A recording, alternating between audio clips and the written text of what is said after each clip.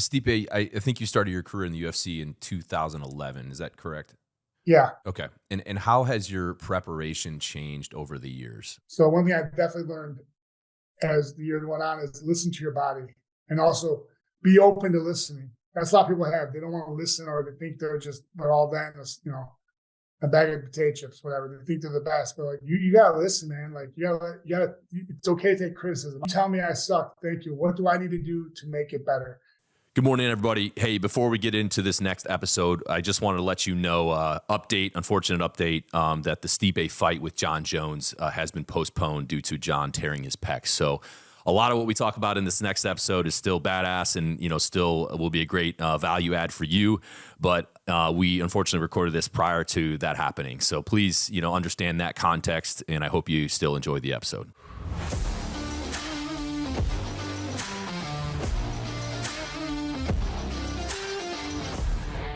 You're listening to the Born Primitive Podcast. All right, good morning, everybody, and welcome back to the Born Primitive Podcast. I'm here with my co-host, Big Tony. Morning, Tone. Morning, Bear. This morning, we are super stoked for this guest, a very accomplished athlete. Today, we have with us the 6-time UFC heavyweight champion, the most prolific and accomplished heavyweight of all time in the UFC. And this man will be fighting Jon Jones on November 11th at UFC 295 at Madison Square Garden. Prior to his UFC career, this individual was also a Gold Glove champ, played collegiate baseball, collegiate wrestler, and I think the coolest call out from all of this is throughout his career has been an active firefighter and is right now. And actually, I think he just came off of a 24-hour shift, literally right before we began recording this. So we're super excited. Without further ado, Stipe Miocic, welcome to the Born Primitive Podcast. Hey, thanks for having me, man. I need you to do that when I wake up in the morning. I'm getting better at these intros. That's the hardest part, man. I hate the intro. Dude. That's his Bruce best impersonation of Bruce Buffer there. Oh, man. Well, shit, maybe Bruce is on the tail end. Maybe I can slide in there and take his job. Yep. Well, Stipe, hey, I know you're a busy man, so thank you so much for joining us. And for those that are listening, Stipe is one of our newest signed athletes here at Born Primitive, so it made total sense. We wanted to get him on the podcast and mainly talk about his fight with Jon Jones.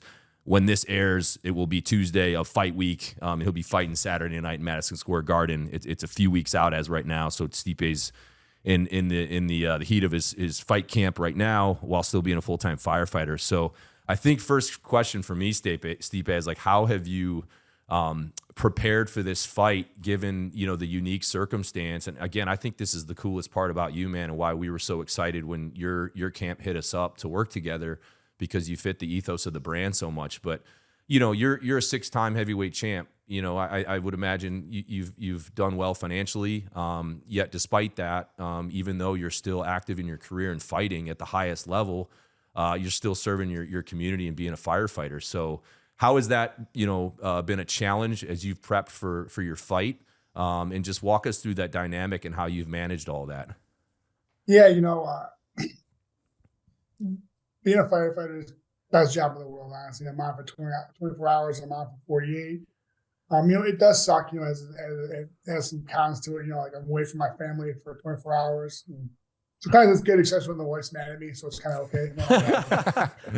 But it does suck, and then also trying to train and full time now. I was part time prior, so I've been full time for about 18 to 20 months now. And it's great, and I love doing it. I love helping the community. I love helping people. My whole life I've been helped, and I just try to give back as well. But also, I'm looking for my family wise. I've done well in the fight game, but also, it's not about that. It's about my family, making sure they're taken care of. God forbid something happens to me, my wife, and my kids.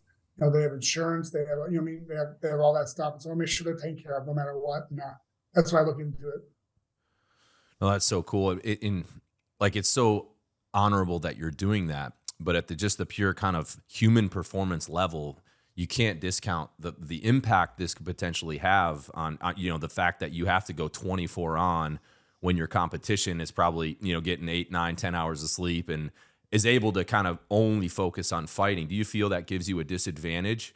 And is that just kind of a disadvantage you accept, or are you able to still make it work? Because, just looking at, if you do a 24-hour shift, I would imagine depending on how the shift goes, there's probably times you don't sleep a whole lot, maybe a couple hours, and then you got to do another call. Is that fairly accurate? Yeah, the station I'm at, or the city I work for, we're really busy.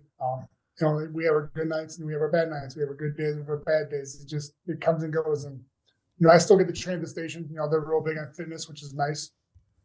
So I do get workouts there. But, some days it does suck. I have a rough night. I still have to go train, but also I have a great wife that, she lets me take a nap when I need to take a nap. She, watches the kids, does everything for the house. And so I'm very lucky to have such an amazing wife, because if it wasn't for her, I wouldn't be able to do the things I can, because she lets me get away with things that, I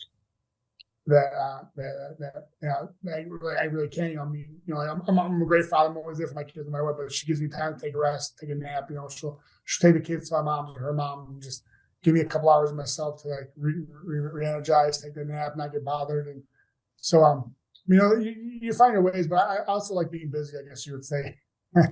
Yeah. Do you find yourself having a pretty or operating under a pretty strict schedule as well for your sessions, your weight training, your conditioning, or do you have to allow some flexibility just knowing how hectic your schedule is being a full-time firefighter, or are you able to stay pretty regimented within that? Yeah, I'm pretty regimented, I think, but also it's okay to break away and do different things. I guess you just got to take it, day by day. I guess you would say you really take it day by day. And I think that's what's helped. And I think I have an amazing team that we all work together. We figure out what's the best plan of action, what's the best way to train, what's the best way to rest. They listen to me, I listen to them, and I think and it's funny because my wife actually talks to the coaches too. So it's all like a big circle. It just goes around and around. And they all think it's awesome, and it's I'm very lucky. And yeah, I mean, I'm very used to being like in there. I don't know. I always say it's like a weird way, but I like being told what to do. Always in some type of sport, some type of way. I love the organization, the responsibility. I have to be here. I have to be here. I have to be here. And when I don't, I lose focus. I don't feel like I'm on point. I don't feel it feels weird, but also having kids though helps out a lot though, because I have to be on point, because I have to make sure they're ready to go. My daughter has dance, or she has karate class. I just got to make sure we got to do this. So having that to do helps out a lot too. So it just there's a lot of things. I think we just kind of accepted it. It's not really. It's not a negative thing. I think we accept it, we love it, and we do it, and we make it work. And do you feel like Bear and I both played? I played Division I baseball. Bear was a Division I football player, and then he obviously had his military career as well.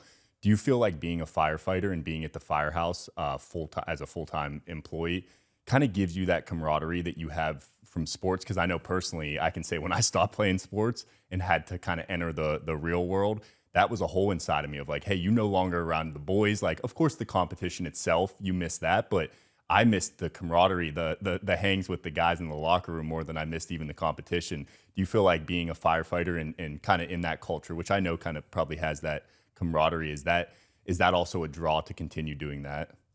Yeah, definitely is a brotherhood. It's great because you talk to guys all the time, even off shift and stuff like that, but then you go to work and then you're like, oh, what happened to me yesterday? And then you sit talking like you're gossiping like little girls, and you're like, oh my God, no, and then I try to figure out a plan for them, or even outside too, like, hey, I'm trying to, I'm looking to put these new doors in my house. Like I have no idea what to do, and there's someone there at that station that knows how to do it, and it's great. Or I need to put, I have ring cameras in my house, and I'm like, I am not getting up there that high up, I'm gonna fall. So when the guy at the station's good, he comes in, did it within an hour, he's done. He did a couple of moves, I mean, it's great. We all have each other's back, and that's the best part about it. We're always there for each other. Stipe, I think you started your career in the UFC in 2011. Is that correct? Yeah. Okay. And how has your preparation changed over the years? I would imagine you probably learned a lot along the way on how to run a camp and just physical preparation. And obviously, as you age, things are different. So what are some key takeaways that you've pulled from this, and how does training camp look different now than it did when you first joined the UFC? When I started, my coach Mark, he's like my best friend. He already knew what a camp was. He's done it before, and so it was great to be part of a gym that knew what to do. And I think and I was younger too, and I've always been hungry, but I also like, I just didn't understand, listen to my body. I just, I'll be able to sort of like, I'm good, I'm gonna keep going, but like a lot of times I put myself out longer. So one thing I definitely learned as the year went on is listen to your body, and also be open to listening. That's a lot of people have. They don't want to listen, or they think they're all that, a bag of potato chips, whatever. They think they're the best, but like you gotta listen, man. Like you gotta. It's okay to take criticism. I'm okay with it. Like you tell me I suck. Thank you. What do I need to do to make it better? And I think we're just having an open communication with the team and the understanding, and then they're not going to get at you when they say something bad, and not in a bad way, but just to criticize you, like, hey man, like, are you allowed to swear? We allowed to swear? Oh yeah, you're good, man. It's like you look like shit. They'll straight tell you, like, you look like absolute shit. Like, what are you doing? Like, what's your problem? And you're like, well, what did you do? Is it, well, this would do the wrong, this would do the wrong. He's like, but it's okay. We still got something out of it, and they're still motivated. They still put that inside you. Like, hey, we're still good. Like, yes, this is what we're gonna do next time. This is how we're gonna get better. It's, make yourself a little bit better next time. And so, that, like, I try to make myself 1% better every day. And sometimes you don't get it, but then the next day I'm gonna get 2% better because I worked out what I got bad at the last time. Yes, Stipe, you strike me as someone that probably overdoes things more often than you underdo things. So yeah, is that something did you have to learn that just through experience of like, hey, it's not always time to redline? Or was that something you kind of had from a young age? Yeah, I think I think with my parents, especially my mother, she's always go, man. She never stops. And like, I love naps. My mom never loved naps. She just never naps. She just didn't stop. I'm like, God. I was like, God bless you, woman. Like, she's an animal. But I think that was just always, get it done. She always told me nothing's ever given; it's always earned. So I think in my mind, I got to earn it. I keep getting better. But then now, I'm still working at it and earning it, but also I understand that I got to step back sometimes and understand, like, well, if I do this, like, I might hurt myself a little bit more. And just, so we can do something different. That's one thing we learned, is that you can divert to something different, even though it might not be as strenuous to you, it's still going to be beneficial. And Stipe, you have Croatian heritage, is that correct? Yes, sir. And are your parents first generation? Yeah, my parents, my mom came when she was like 9-ish, and then my dad came when he was like 18. And came here to Cleveland, met in Cleveland, had a beautiful baby named Stipe, and here we are. Yeah, I'm curious because I would imagine that has to have an impact on the values and the work ethic that was instilled into you at a young age. And they were probably trying to provide a better life and came across and saw opportunity. And it's so cool to see that because, as I look at society, I think there's a lot of people that were born here that, like to criticize it and complain about the opportunities, but then you have, immigrants that come over and realize the incredible opportunity that's in front of them if you actually apply yourself and work hard and work your butt off. And like you said, nothing's given, it's all earned. And I imagine that was instilled into you from your parents from the start. And that's probably why you're sitting here today in the position you are.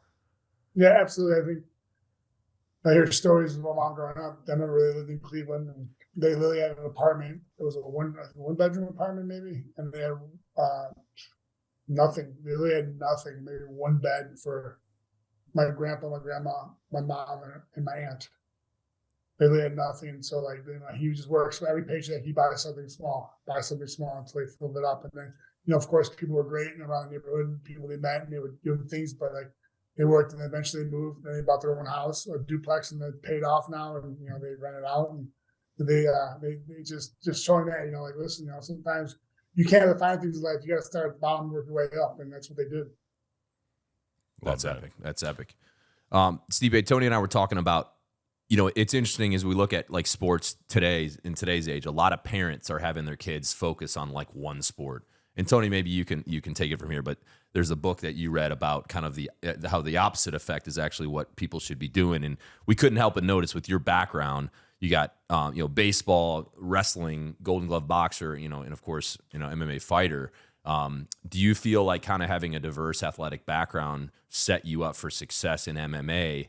Whereas, some of these diehard parents, they got their kids in baseball starting at like 5 years old, and that's all they do, and they're hitting off a tee and soft toss, and it's like all year round, that's all they do. And it's like, is that approach, or should they go play football in the fall and then play basketball in the winter or track, whatever it is, right? But curious your take on that, just from like kind of an athletic background standpoint. I think every kid should play a lot of sports because they might be good at one, but there's one they don't try. They might be phenomenal at. Like I wrestled, I swam, I bowled, I did it all. Whatever I could, I did. And I think you let that kid find himself. You can't live through your child. Like they're 5 years old. Don't live through your child. Like my daughter, she likes soccer, but we play it, but I'm not going to push her. You know what I mean? She loves dance. So she's going to go do dance, so we'll go to dance class. But like, I'm going to wait, because like they're still young. They can develop skills very, very fast. They're not like us. They can pick things up very, very quickly. And I think all kids should play different kinds of sports because, the one kid, the one day wants him to be a football player, but maybe he's good, but he's not as great as he wants him to be. But then also he plays baseball and he's a savage. Like he can throw 90 miles per hour, drop bombs all day. But you would never know because they never give him that chance. So I think, but also too, I think they're playing with sports. They can see the team effort, how it works, how it goes. I think just getting that socialization of the different things and just being put through different tests. For sure. And did you? Because in college you were still playing baseball, you were boxing, you were still you were wrestling as well.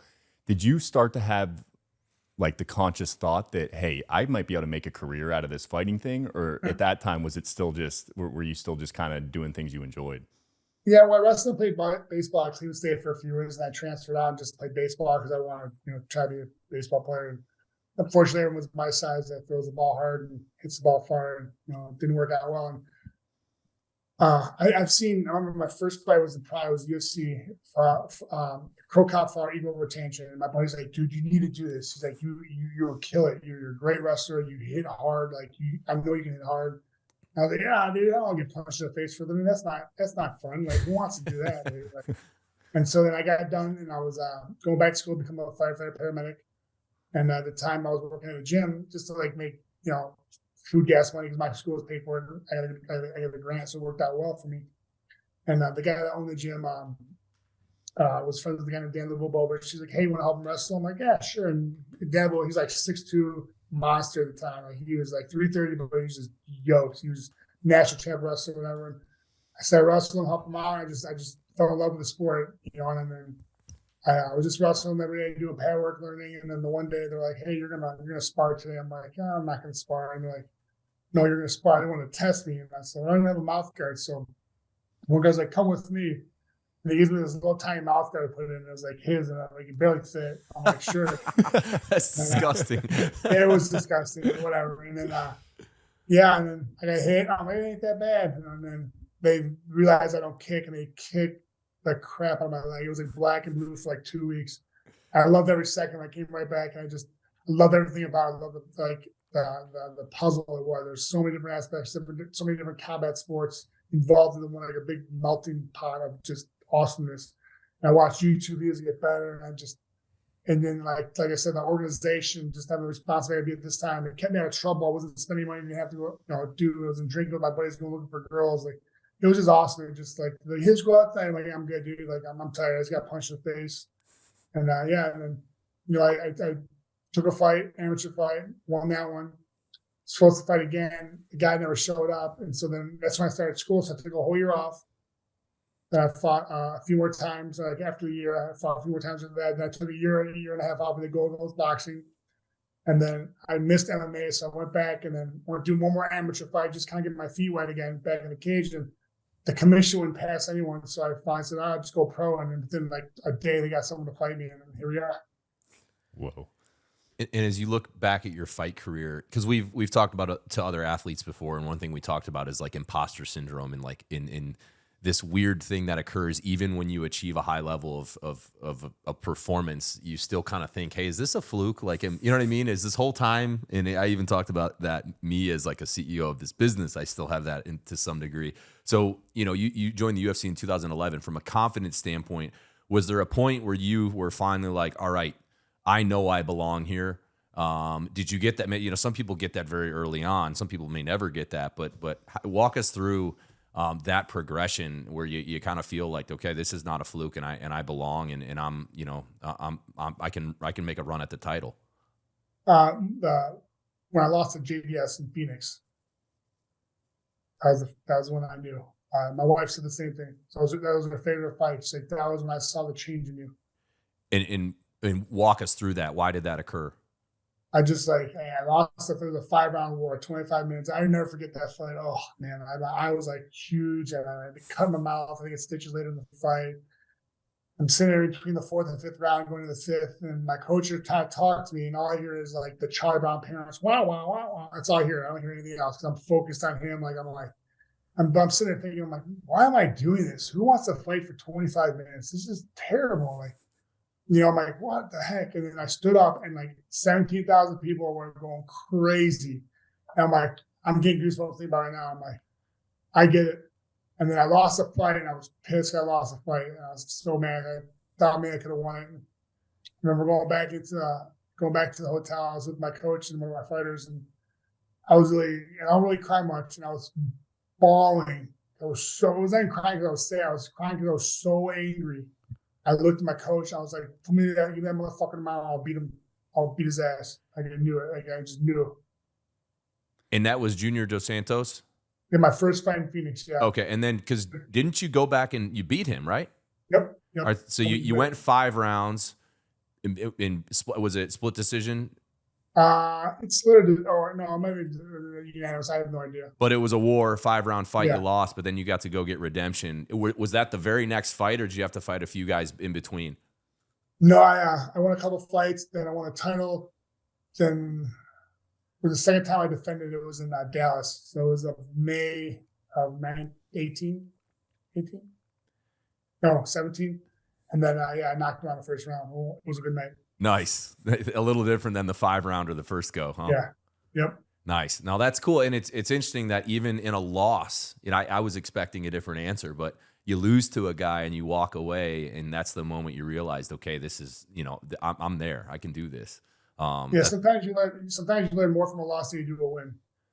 Actually, you do all the time. And what's the recovery like after a 5-round fight like that? Like how long does it take where you're not limping around and just hurt everywhere, your face is swollen? Like I've always wondered what that recovery looked like. I think it all depends on how the fight goes. That fight, I healed pretty fast overall. Like my swelling goes out pretty quick and bruising. But I've had other injuries like, they just don't go away, they're lingering, but it might take like a week or two, like 2 weeks to really feel like somewhat better. It just depends. I mean, like there's always something that, I had one fighter, actually it was the second JDS fight. He kept kicking my shin, and like, I've been kicked there before, no big deal. For some reason, he must have hit me perfect, and my whole leg like blew up. It looked like a shin pad. I was like, oh, and so I'm like, this is not fun. And like, that took a while because like I couldn't walk up the stairs. It hurt walking up the stairs, and that took about a good 2 weeks to like really feel finally like normal. Yeah, those damn leg kicks, dude, man. they're brutal. Yeah, God, it doesn't look like anything on TV. But if you've ever been kicked there, you know what I mean? And I've screwed around with this stuff, Stipe, but obviously nowhere near the level you have. But I know enough to know, wow, that hurts way more than you think. You know what I mean? Then you guys starts limping, and you're like, what is this guy? And then you're like, man, you have no idea. I know. I've heard so many people watching a UFC fight be like, oh, those can't hurt that bad. I'm like, yeah, it's okay. Go get kicked one time. Blows up like a beach ball, man. Yeah. As far as looking back on your career, was that JDS fight your favorite, or is there what's the proudest memory so far? I mean, I think every win's a proud memory just because, you won. You worked so hard to get there. I mean, of course, winning the title for the first time, fighting in Cleveland, winning the title back. It's just there's so many proud moments. I mean, I can go for days, but I think every fight, not even just for me, I think my coaches as well. I think we all put a time and effort in to get better, make ourselves ready for that fight, and getting that win. That's like the most satisfying feeling in the world.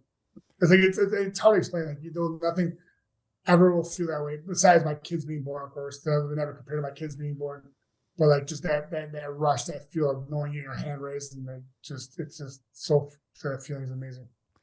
And Stipe, when you're walking into the ring and the door shuts and Bruce starts to do his intro, are you the type of fighter that finds like a calmness right before the fight starts, or are you feeling anxious? What? And I'm sure it maybe is different depending on what time or what part of career you were at. But what kind of emotions and what kind of feelings bubble up for you as you're about to kick off a fight? Well, the beginning of my career was rough. I was real nervous. I was like, terrified, not terrified of the guy I'm fighting, just more I don't want to embarrass anyone. Like I'm still kind of like that now, but like now I'm just like I don't care what anyone thinks. I don't care. I want to go out there. I'm gonna do what I do. I'm gonna throw leather. I'm gonna beat some ass. I'm joke around, like have a good time before the fight, smile, laughing, and then the minute they say walk, game on, switch is turned, and then it's and I sit there and I kind of just waiting. Bruce was calling us, and I kind of like, wow, this is surreal. Like oh my god, I'm fighting. Oh, John Jones. Like I'm like, wow, that's crazy. Like in my mind, I think of weird stuff. Just I don't know. And then I'll never forget when I fought for the title for the first time in Brazil. It was in front of 45,000, and they had a glass rooftop. You can see the stars. They were covered though, whatever. And then people are screaming, "You're gonna die in Portuguese," whatever. And I walk out first, and then Purdue walked out after. So when he started walking out, it went dark. Now I see these flashlights from the phones. And I'm like, Marcus. My coach said, "What's up?" I'm like, how cool is this? Awesome. And that's why we're talking about firefighter. And do you have any, with this being arguably the biggest heavyweight fight of all time, do you have any unique emotions for this fight now that you're kind of a month out? Anything you're feeling that is unique to this one? No, I mean, just, man, it's business. I'm here to fight. That's what I do. I mean, just like anything, like when you go to a football game or whatever, baseball, whatever, whatever, just you have a task at hand. Like you've done it so many times, like tying your shoe, riding a bike.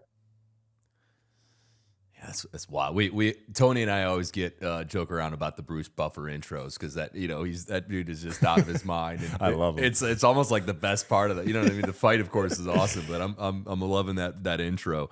But I would have to think once that cage door, there's something about when they shut that door and you guys both are in there. I'm just like, man, can you imagine being in that situation? And obviously, Stipe, you're in the heavyweight division, so like y'all are a bunch of monsters. You know what I mean? Light heavyweight is scary, but at heavyweight, it's like, man, this is like kind of scary to watch. These guys are absolute monsters, and the power y'all hit with, just mad respect for having the courage to get in there.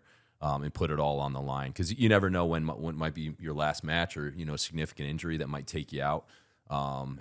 Just mad respect. Yeah, Stipe, I've heard several fighters kind of give you credit for having. I know Francis is also always in this category, but a lot of fighters will give you kind of the award of having the heaviest or hardest hitting hands. Do you have anyone looking back on your career that you stood out to you as like, damn, that guy hits different? They all hit different. They're all big. Yeah. Like, it's like JDS, Francis Hart, JDS, and Roy Nelson.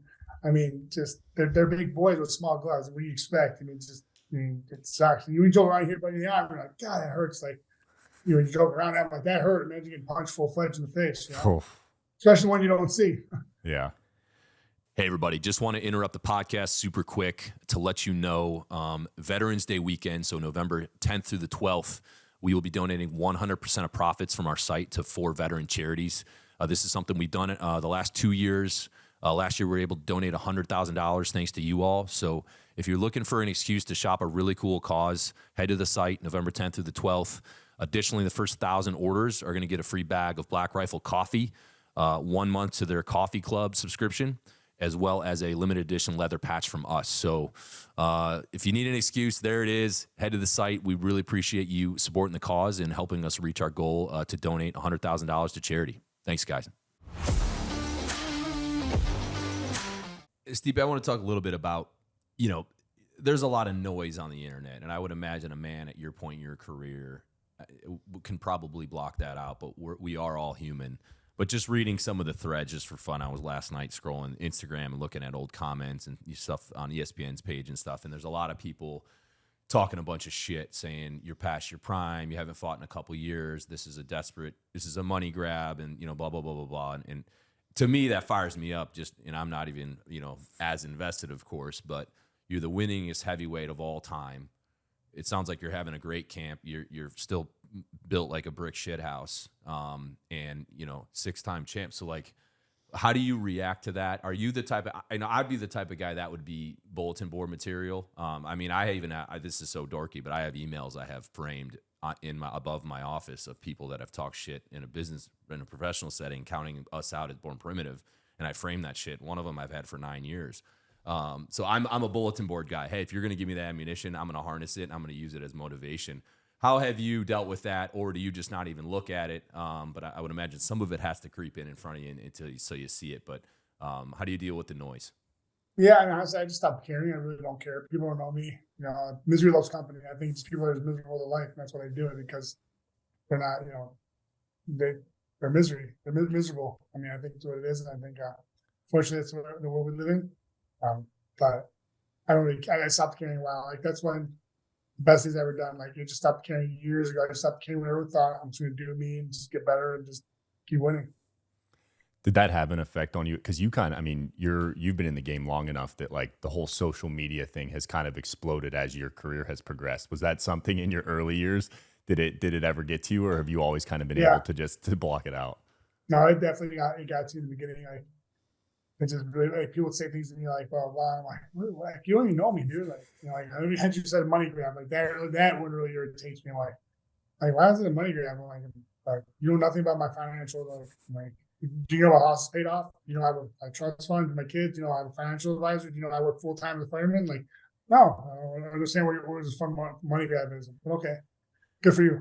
You know, whatever. You're probably at home fucking lazy and doing nothing with your life. I'm sorry. Yeah, and that's the funny part for those comments always, because like they would never tell Stipe that to his face. If you're commenting on a post, Stipe's description of you is probably right. If you have the time to comment on an Instagram post that you're not involved with at all, then you are in your sweatpants on your couch eating Cheetos. Yeah, I was just gonna say Cheetos. Cheetos. Why does it always go back to Cheetos? Yeah, damn. Poor Cheetos. You are licking the Cheeto dust off the tips of your fingertips after you write that post. Yeah. Stipe, speaking of Cheetos, are you dialed as far as your diet, or do you like to have some flexibility there? And I'm sure it changes a little bit with you kind of having a fight here in a month. Yeah, so actually, it's awesome. So we have a guy here in Cleveland.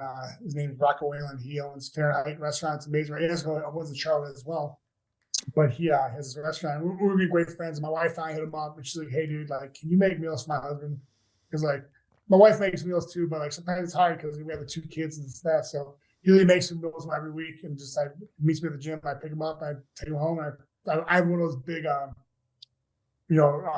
convenient refrigerators, 3-door, where you need to pop from. Well, I bought best investment I ever made in my life. Love it. So anyway, but I had one of those. So then like everybody called me the other day. I'm like, hey, I don't know if you guys like quiche. I love quiche. Hell yeah. Love quiche. We have a great quiche spot here in Virginia Beach. I don't even know what quiche is. Oh my God. I confess. Yeah. Right. And so you don't know what quiche is? No, I'm not that civilized. Oh, I'll take you. Maze Parlor. Shout out Maze Parlor. All right. It's got a bunch of eggs and never had a bunch of like different things in it. And so he's like, yeah, I'm gonna put a wild goose steak in there. I'll put some avocado. I'm like, oh my God. I'm like, we gotta put the good fat in there. I'm like, whatever, dude, just make it. I'm excited. So I picked it up today. I'm pretty excited. And is that? So, but I do go back to dating. I mean, I cheat, do like not perfect, and like I don't need to be, but I do eat pretty clean. But like, it's tough when my daughter's like, Dad, I want an Oreo. I'm like, yeah, so do I. And so I'll grab 2 and 2 for myself, or Dad, I need some Cheetos. I'm like, cool, I'll grab some Doritos. I'm in. Let's do it. So. In that flexibility, are you kind of like that with? I mean, you probably have to be a little bit with your work schedule, but we have a lot of. I mean, we're heavy in the CrossFit space, so we have a lot of CrossFit athletes on the podcast, and some of them, to hear their regimens, it would blow your mind as far as just like everything is so strict, from sleep to recovery to food. Obviously, you just described how what your diet looks like. Your sleep, your recovery, are those things also that you're disciplined, but not like extremely kind of strict on what those look like, or is it pretty locked in here with the fight coming up? Well, actually, it's changed because my wife like yelled at me she's like, "You're sleeping from now on. Like, no more video games." I'm like, all right. So I've actually been going to bed earlier, and it's actually, thank God she said that to me. I feel way better. Like, I have a cold plunge tub. Oh, hell yeah. I just got one too. How do you like that? I love it. It was rough in the beginning. I'm not fully down all the way like under 40. Like I'm like at 45 degrees, but I'm good with 45. Yeah, me too. I capped out at 4. I mean, what do you do? 5-6 minutes at a time? No, I do 3. Oh, 3 minutes. Okay. Do you have a sauna or anything? I got a sauna coming. Well, that one I could use that as a hot tub as well. Oh, check. Okay. So, but I actually we have a pool at our house. We have a hot tub connected to that too. So we closed it down for the winter. But I don't use a hot tub if I have to. If I do, just we have a bigger tub and then so I just use Epsom salt bath in there. Nice. Yeah, the cold tub is provided some awesome benefits. Honestly, I think even more mentally than physically. Yeah, you kind of get. It's supposed to open up your mind and get you better sleep and just less anxiety and stuff like that. It's real nice. Absolutely. So as you approach obviously this fight against John, it's interesting because I mean I don't have any beef with John Jones, but I can't help but notice a stark contrast between you know, full-time firefighter. You know, balancing that, you know, and obviously John has had a bit of a past, and you know has had his off the field issues, but it's also been kind of known that like John has come into fights that he didn't even take seriously, and like he came in out of shape, and I think and even in some cases admitted that, and was like, you know, getting hammered and drunk the week of a fight, and you know kind of just, to me that's a little disrespectful to the sport. And it's also a little bit disrespectful to your opponent. Now, ultimately, he would win. So it's like, you know, if you're going to win and back it up, you know, I guess do you. There's been, you know, plenty of stories in you know, in the past with sports where like you hear after the fact that like, you know, maybe Jordan didn't have the flu. Maybe he was playing 36 holes of golf and got drunk and, you know, things like that. And it's like, all right, if you can man up, score 45, then it is what it is. But it's just, it's hard not to notice that, you know, as you look at that, like, I guess, what are your comments there? And I know you're probably a guy, you're going to control what you can control. But let me ask this. Do you think you're going to get the best version of John Jones? Do you think he's taking this as serious as he should, given how dangerous of a man you are? Or do you think you're getting maybe John Jones, who's maybe not as prepared as well like he has for other fights?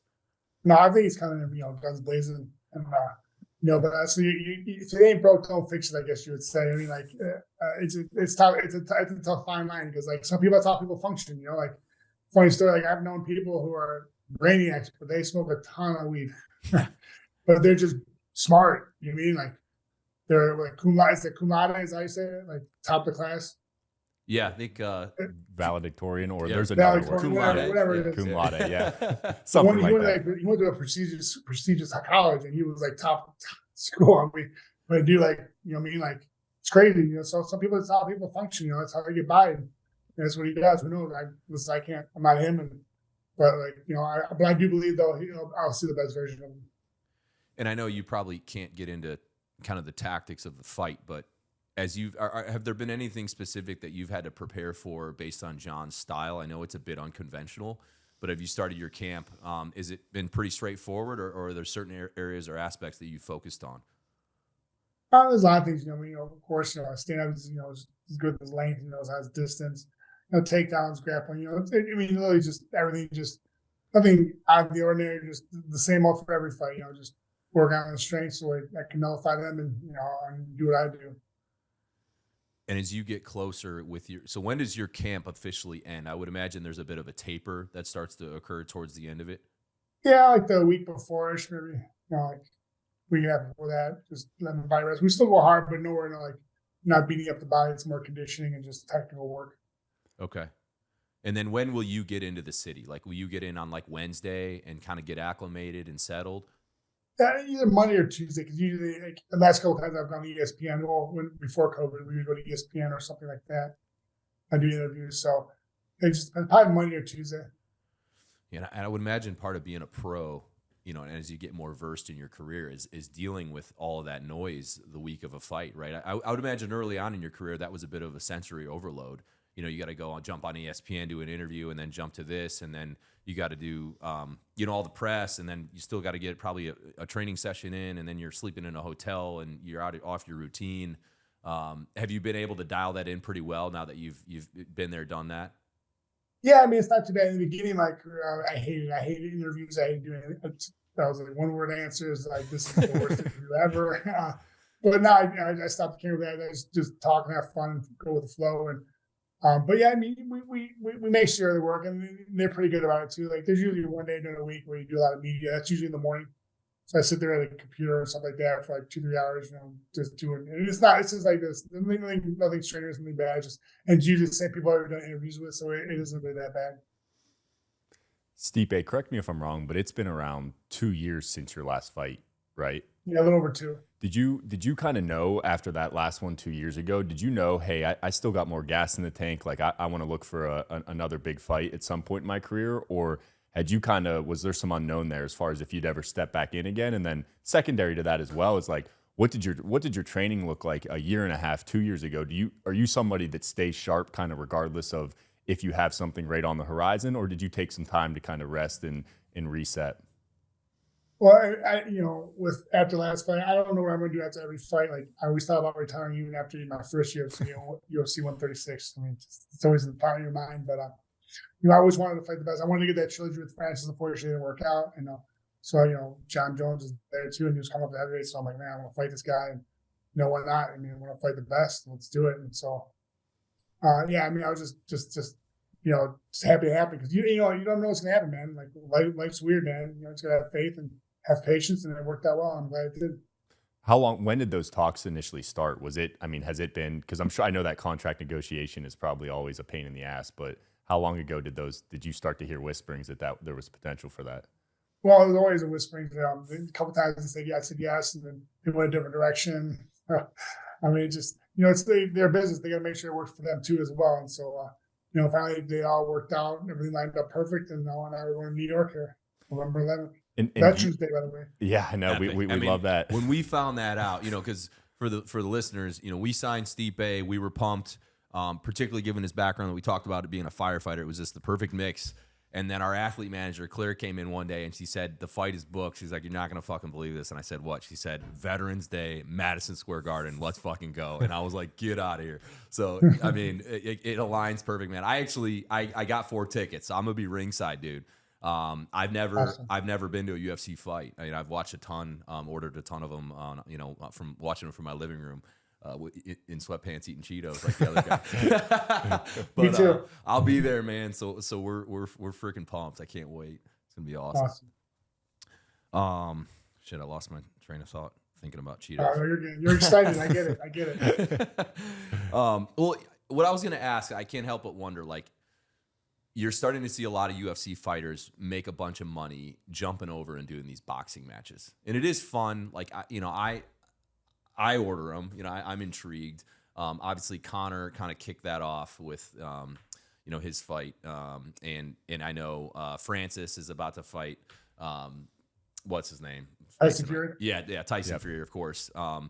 You're a Gold Glove champion, and obviously stand up is an area you excel. Have you thought about that at all? And I guess beyond this fight, I know you're probably taking it in a fight-by-fight basis, but is there anyone in the boxing side of the house that piques your interest that you might want to fight? Or even in the UFC, if you beat John, what's beyond John as an opponent? I'm not worried about, after John. I'm worried about John right now, but, I've definitely tried to box in the past. Unfortunately, it just didn't work out. The worst you can do is the worst I can say is no. But, talk about money grab. That was for sure money grab. Yeah. But also I want to test myself. It's another combat sport, something that I'm used to, and I definitely would have loved that chance. But unfortunately, it doesn't work out. I'm not worried about it. But like right now, like amazing opportunity for me, which I'm going to take, and I'm going to succeed. No, 100%. But let's say beyond this, if the heavyweight champ in one of the promotions were to call your camp and say, hey, what about a mix up in the boxing ring? Is that something you'd ever consider? Absolutely, no questions. Yeah, 100%. Hell yeah, that'd be awesome. Because some of these guys, they go over, you know what I mean, and they're not really stand up guys. Like Diaz, it's like kind of, it's like, all right, what about these guys that in the UFC that's their game? You know what I mean? How would they fare? And you actually have a boxing background, so to me, I think that's a really intriguing thing. But I'm just talking shit. Stipe, what do you obviously regardless of what happens on Saturday, Veterans Day at the Garden, you are still going to be the most prolific heavyweight of all time in the UFC. There's no doubt about that. But as you look, beyond that fight and when it's ultimately time to hang up your gloves one last time, what do you want your legacy to be? Well, when I win November 11th, my legacy, I just want people to know that, I just came to fight every time. That I was a good person. I didn't need any smack talk. I didn't want there. I did my job. I went to smash people. I beat a lot of people, and also want my kids to be like, "Man, my dad was pretty cool back in the day." I don't want anything like I don't like. Kids want just be like, just recognize like this dude came out fighting every time. He always put on a good fight, and it was always a barn burner for him when he fought. And when it comes to conditioning with John, how do you feel you stack up against his conditioning? And I guess from your kind of body composition, I was listening to one of your podcasts from July, and you said you're walking around about 245, 250 right now. Do you feel like that's optimal for you? I know you had fought as low as like 230. You'd kind of lead out, and you kind of recognize, I would imagine it's probably easier to maintain your conditioning at that weight, but you probably do lose some power, right? There's no doubt about it. So coming into this fight, what's the goal? Do you want to be walking in at 250, a little bit stacked up, but with a little more power? 245, 250. Yeah, 245, 250. But I fought there before back in the day, so it's nothing new to me. And so, it's not like bulky. It's all lean, definitely. So it helps out a lot too. I'll be good to go with conditioning. I'll be fine, no matter what. And how about John? What kind of John Jones do you think we'll see from a physique standpoint? Yeah, I don't know. Who knows? You see me bigger, probably 250 again, 248, whatever he was. But when we bring to the table, I'll be ready for it. I look a lot stronger than I look. So. Well, I think you alluded to it earlier, Tony. There's been multiple fighters that have been interviewed that, and it's kind of a fun question. Hey, who hits the hardest? And your name came up on quite a few of those. And I heard your interview, and you kind of just said, hey, they all fucking hit hard. I don't really have a single. It's like they all suck. But a lot of guys have called you out, man. It's like, damn, that shit stung when you got tagged by you. So that's got to be cool to hear from other big time fighters in the game to say that. Yeah, it's a cool feeling. Doing something right. Stipe, were you a fighter as a kid? I look back and laugh at I grew up in a wrestling family in Southwest Pennsylvania, where it's like a hotbed for wrestling. You're in Ohio, so you know. Yeah.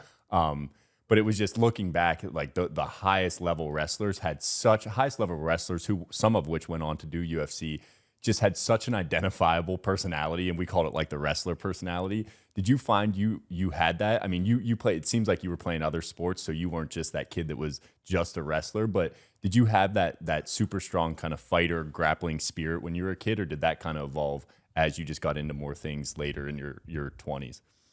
I'm just overly aggressively competitive. I hate losing. If we're doing a pissing contest, I'm going to try to beat you in a pissing contest. I don't really care what it is.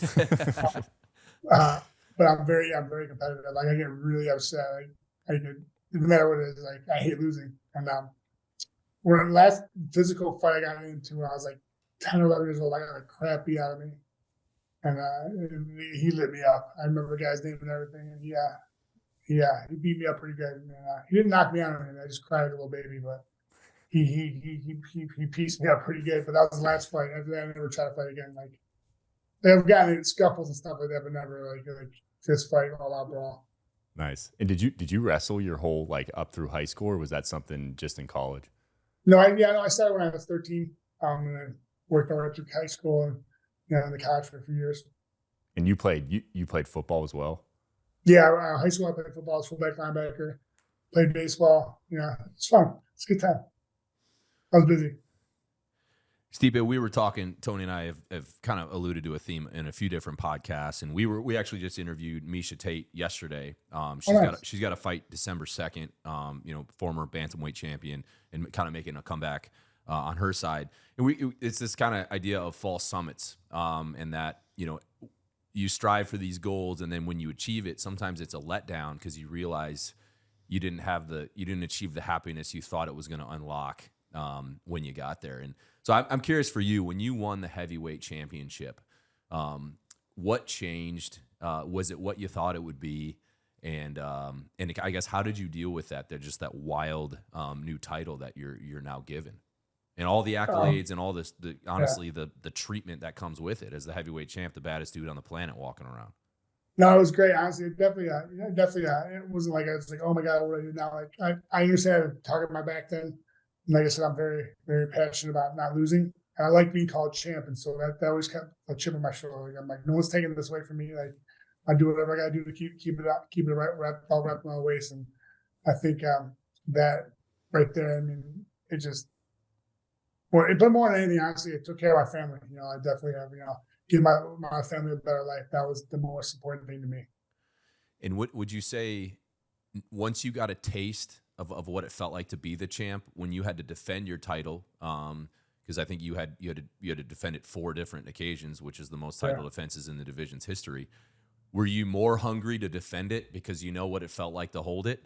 And because there's even, like, you talk about Tom Brady, like, winning Super Bowls. It's like he would get more motivated to win the next one because, like, he knows what it feels like. So how did psychologically, what was it like every time you had to go back and defend the belt again? It was the same, man. I never lost that hunger. I just, like I said, I don't like losing, and and especially getting it, and then also having it and not wanting to lose it. That would made me strive even more.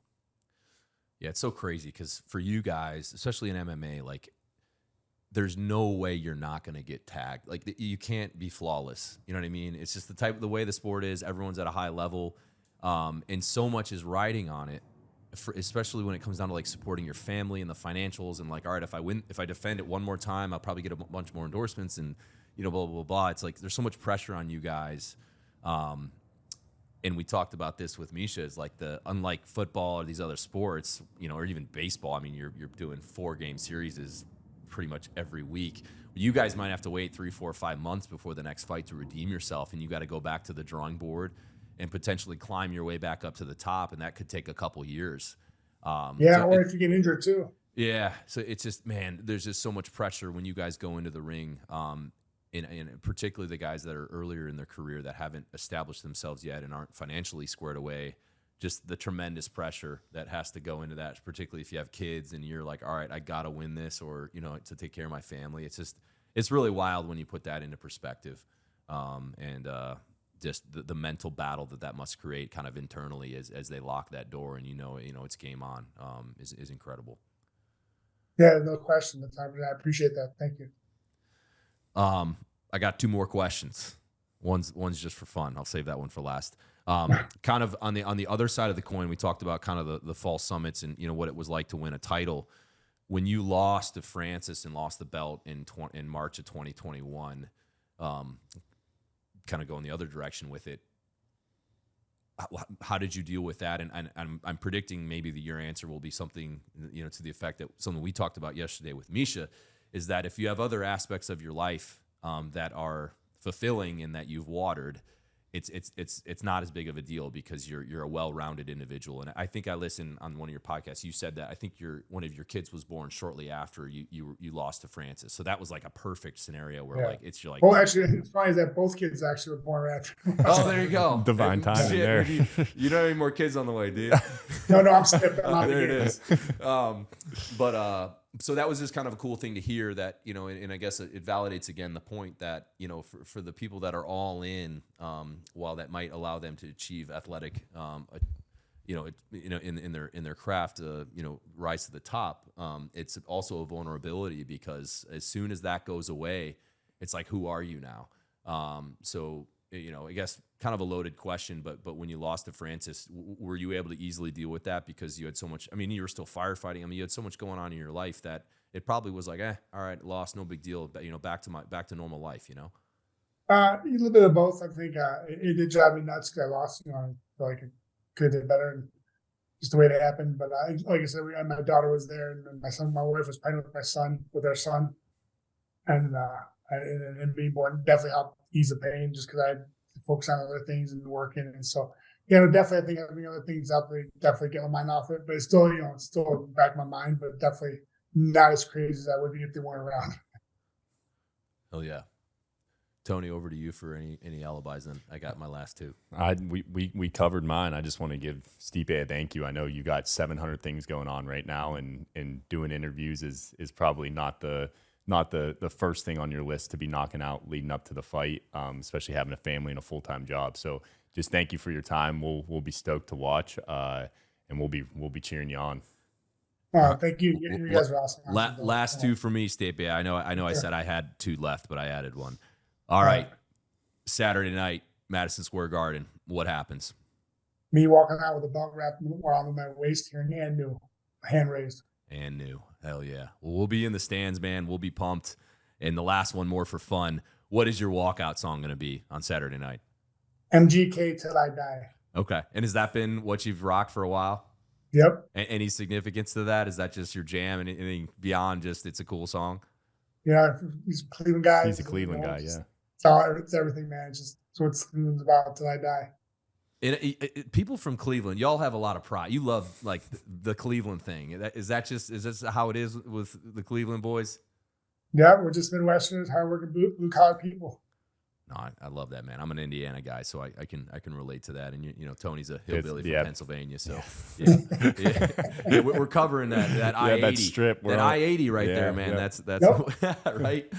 100%. Well, Stipe, thank you so much again for your time. We know you're a busy guy, and for anyone that's listening, this fight on Saturday night is probably going to be, it's got to be one of the biggest fights of all time, if not the biggest. So go ahead and order it. I think the card probably kicks off at 10. I would imagine usually when it kicks off, UFC 295, and tune in to catch Stipe winning his belt back for the third time, and last thing on the Born Primitive side, guys, we already plugged this earlier, but this entire weekend, starting Friday through Sunday, it is Veterans Day weekend. That is a big weekend for us as a company. We're a veteran-owned brand, and this is something we've done the last 3 years. But 100% of our profits will be donated back to veteran and first responder charities for all sales Friday through Sunday. So if you're looking to shop guilt-free for a good cause, last year we were able to cut a $100,000 check at the end of it, which was really cool. And just a few weeks after that, we were able to give a check for $125,000 to the Navy SEAL Foundation here in Virginia Beach after we did a beach workout. So this is a big deal to us. We want to back what we say with action and support a good cause. So again, if you're a guy and you need an excuse to shop and not get in trouble with your old lady, this is it. If you're a girl and you need to restock the leggings and sports bras and all that good stuff and not get heat from your husband, this is your chance. So anything on the site is fair game, all profits donated. So that's my last plug. Stipe, thank you again, brother. And I will see you at Madison Square Garden here in a few days.